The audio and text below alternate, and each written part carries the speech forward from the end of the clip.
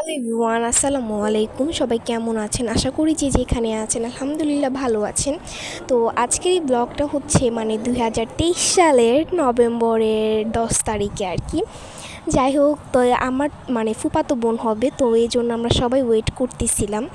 তো এই তো আমি কি বলবো, আমি কোনো দিন ভাবিও নাই যে এটা আমি ব্লগ আকারে এডিট করে হচ্ছে ইউটিউবে ছাড়বো। তো আমি কিছু কিছু আর কি ক্লিপ নিয়ে রাখছি আর কি। তো যাই হোক, তো ভাবলাম না এটা ছাড়াই যায়। তো একটা মজার ইন্টারেস্ট কাহিনী বলি যে নভেম্বরের হচ্ছে উম, 6 বা 8 তারিখে হচ্ছে আমার চাচাতো বোন হয়েছে, আর নভেম্বরের 10 তারিখে হচ্ছে আমার ফুফাতো বোন হয়েছে।